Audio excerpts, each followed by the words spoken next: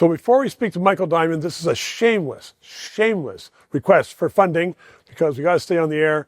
We don't take government money, and therefore we can say what is right and what is decent. I'm going to ask Michael Diamond to do that right now because he is a sharp guy, consultant, very political. The Prime Minister gave a speech a few nights ago. To my mind, even though he's not a big public speaker, he signaled a shift in his thinking. So instead of trying to deal with the tariffs, instead of trying to keep certain jobs here, he said, we're going to build our own Canada. We are going to do what I said should be done ages ago, make Trump the first Canadian and have our jobs, pipelines, all kinds of good stuff. I'm sure you'd like that speech, did you?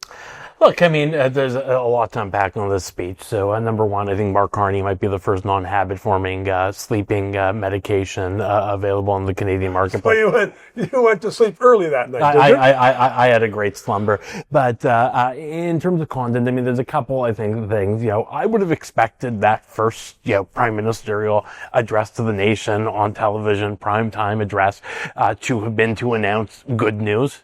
Well, he did announce good news. He said, we aren't going to chase these qualified good news. He announced an alternative plan. He did not announce the victory he had promised voters that he would have. Now, that said, there was a lot of... Because he didn't have it. that Yes, victory. exactly. But that's what the first... You would have expeced the way he campaigned for that first primetime address to have been that. We know that he didn't deliver what he said he's going to deliver during the election. And everybody knows that. So we're on a decade of that now. So if you were advising him, you were going to say... Oh, Canadians, I'm sorry I failed. Let me have another chance. No. I mean, in terms of some of his objectives, I think, there was some good meat there for people, for voters. The increased exports to other markets and some of that focus was certainly good. I think the main thing he accomplished out of that speech was sounding diametrically opposite from his predecessor.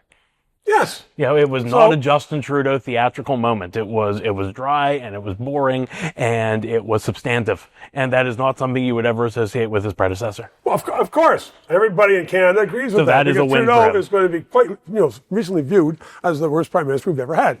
And the media, the paid media, is responsible for that because they kept Canadians in the dark for 10 years. Unfortunately, the voters are responsible for Justin Well, Trudeau. yeah, but a lot of people didn't know about, for instance, SNC-Lavalin. Let's speak about SNC-Lavalin and Poilievre talking about that.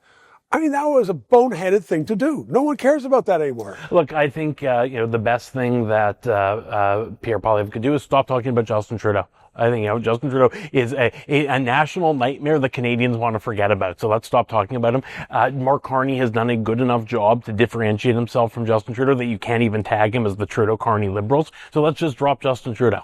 Remove him from your vocabulary. Do you think now that he's had this cabinet in place for 7 months, whatever it is, he should get rid of those Trudeau ministers who, most of them, are incompetent? Well, look, we've seen some of that. We've seen Chrystia Freeland be pushed out. It sounds like some others will be. So I think he is making changes there. So it's tough to do, but he seems to be doing it.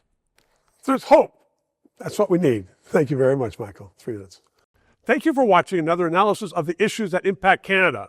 Trudeau is gone. We have to rebuild the country. We need independent analysis. We need debate. We need thought. So please keep us on the air. Subscribe, donate, become a member, because God knows Canada needs rebuilding.